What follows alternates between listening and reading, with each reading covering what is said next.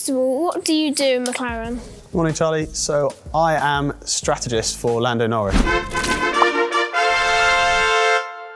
So that means we have to decide as a group what we're going to do in terms of tactical approach to the race. So how many pit stops we do, when we're going to do them, what tyres we're going to fit and why. So that works around which cars we're racing against and how we're going to try and beat them in the race today. So if I had to be in Formula 1, what would I have to do?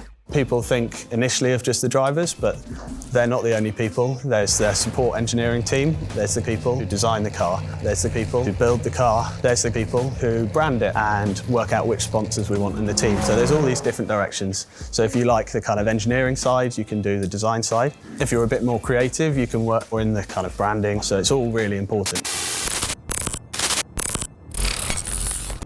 So how did you first get into F1? So I watched F1 as a kid when I was about 13, 14. For me, it is the perfect epitome of all the things I love. I grew up playing sport. At school, I really liked maths and science and those kind of subjects, and they kind of merge in this world of Formula 1. If I wanted to be an F1 driver, what would I have to do to come up to McLaren? You'd better get practicing, I think. Those guys have spent many, many years out there practicing and making sure that they know exactly how to treat different types of corners and different situations. So this is last year's car. Do you think it looks good? I think it looks great. So this was the last one that I designed a few bits on, actually. It's great when you get to see some of the fruits of your labour kind of in a physical form.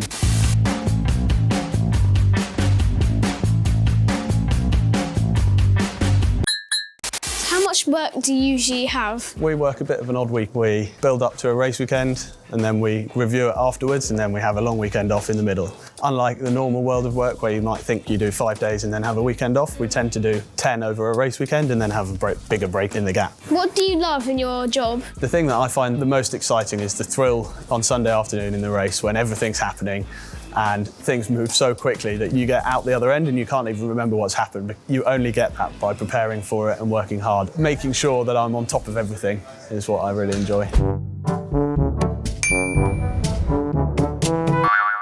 So what challenges do you have in your day-to-day jobs? I love being here so much and getting the results that it's often difficult to escape enough to balance that with your personal life. Another thing that's often difficult is we're in quite a high stress environment. If things aren't going your way, it gets quite difficult. Being able to take responsibility for some of the things that you may have done wrong, being able to learn from those mistakes and come back stronger is really key. If you had to go back to your 10-year-old self, what would you say to him? I was about to say probably work harder and play less, but that's definitely not true because you need the balance. As long as you know what you want to do with your life and you work hard towards it, there's actually plenty of time to have fun and go and do the things that you really enjoy. So that's really key for developing a passion in the things that you love in life.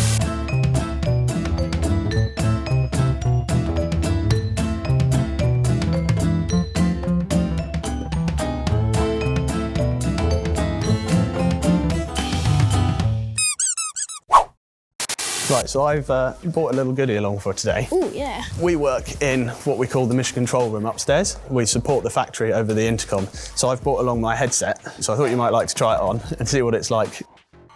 So you can't really hear me now, can you? No, I can't. The kind of skills of communication and how you speak to people are really important in our world. If you spend 20 seconds saying something, if you could say it in 5 seconds, you have 15 seconds more to think about the thing you want to say. So communication is the key for any sport, you know? Yeah, exactly. If you watch rugby, if you watch football, whatever you watch, you hear people, the commentary, always talking about how this team communicates is important to working together well. Yeah. There's a huge amount of teamwork that goes on. So what university degrees would you have to take to become an engineer in McLaren? So I did a 4-year engineering degree, but it's all about the transferable skills, the problem solving, and kind of how you approach something that's outside of your comfort zone. So if you had to work in another job in McLaren, what would it be? Who wouldn't love to be a driver, but I think that might be outside of my skill set.